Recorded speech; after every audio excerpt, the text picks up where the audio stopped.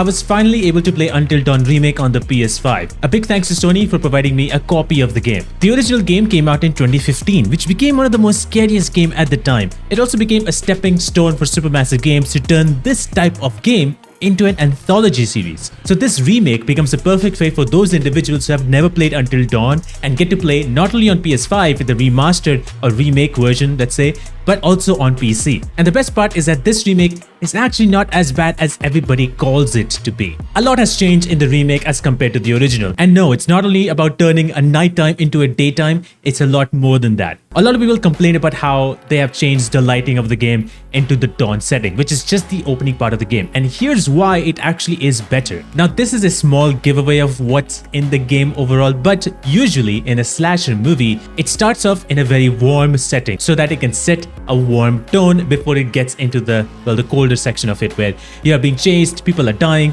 that sort of thing. So everything is cozy and warm, and that's what the remake also begins with, because that's how the story begins. It actually begins with friendship and warm introductions, and then slowly some things starts to happen. And a little bit later on, then things starts turning out to be much wrong. And then all these characters have to stay alive until dawn. Similarly, lots of scenes have also changed the way it was presented in the original. These changes make some of these scenes more dramatic and a little bit more cinematic, so to speak. Surely you can compare with the original and nitpick on how the original was better and how the lighting was better and it was darker in the original as compared to the remake. But maybe you're romanticizing that a little bit too much. Truth be told, things like lighting and character models were just not as good as compared to how it is now. At the time when it came out, it was still good, but now it is a little bit outdated, and some of the scenes do require a little bit different lighting conditions that the remake gives. And in many of these scenes, those lighting situations have enhanced the visual or the appeal of what that scene is supposed to convey. What's even more interesting is some of these scenes have been extended, such as the opening scene right before the prank.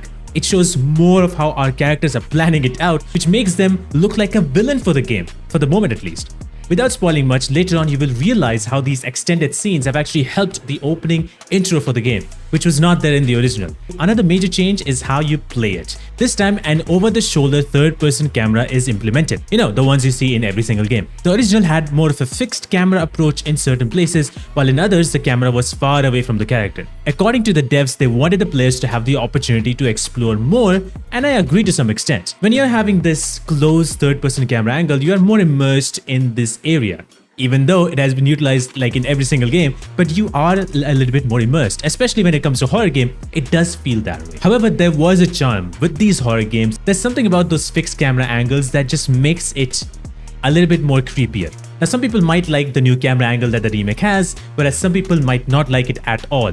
And this becomes a very subjective opinion because people who have played the original might go with the original style of it, whereas the people who have only played the remake will not mind it. Now, as we are talking about gameplay, one of the things that you do is collect items. Now, one of those items is a totem. When you collect that item in the original, you would see a vision of what might happen next. The remake added something more to it. Now you have to find a spot in the totem to see that particular vision. I do like this change, just a small addition to elevate the importance of the item. Sometimes it can be difficult, but most of the time it is not that hard to find. In the original, there was the importance to the totem, but once you find the item, you just pick it up and you see the vision. There was nothing much more to it. But the remake added just a touch bit more to make it a little bit different, which is a good change. However, what is not a good change is some of the scenes that you see, some of the new visions that you see that doesn't really show what's happening next. The best part about these visions were you knew what was happening at that split second, so you can make the decisions in a different way. However, sometimes the visions show you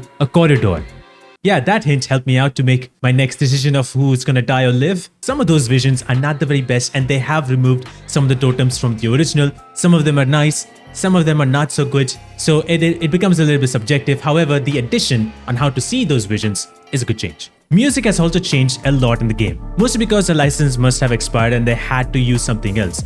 Unfortunately, music is also a place which is extremely subjective. Some people will like the original, some people will like the remake, that sort of thing. I personally liked how the music was in the remake, just because I forgot how the music was or what the music was in the original, so I cannot relate to it as much, but I felt like most of the scenes, the music felt right. People say that Until Dawn Remake was not needed, and I can understand that sentiment to some degree. However, I know a lot of people who have never played Until Dawn but have played every single other Supermassive games, including The Quarry, all the Dark Pictures anthology games, and also the recently released The Casting of Frank Stone. Most of the reason was they just didn't know about it, and the remake actually lets them know that there was a game like this. Surely they can go and play the original, but the remake adds a lot more depth to it that I feel like enhances the entire storytelling.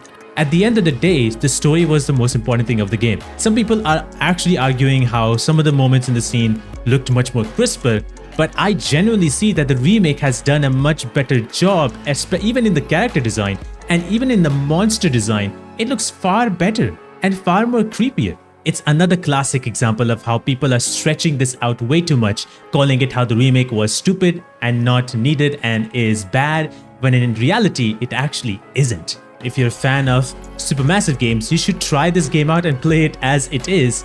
And for those of you who have played the original, you don't really need to bash out on the remake just because some of the decisions that they make, you don't like it because you romanticize about the original. I'm one of those guys who loves both games, the original and the remake, and I love the both pros and cons of both the games. I had a lot of cons from the original game, which I didn't like as much, and I have the similar cons in the remake, which I didn't like as much. So I just stay in that lane instead of going all crazy and making a bunch of these videos about how Until Dawn Remake is stupid. So that was my opinion about Until Dawn Remake. Have you guys played it yourself? Let me know in the comments below. And speaking of remakes, you can check out my interview with Luke Roberts, who plays James Sunderland in Silent Hill 2 Remake.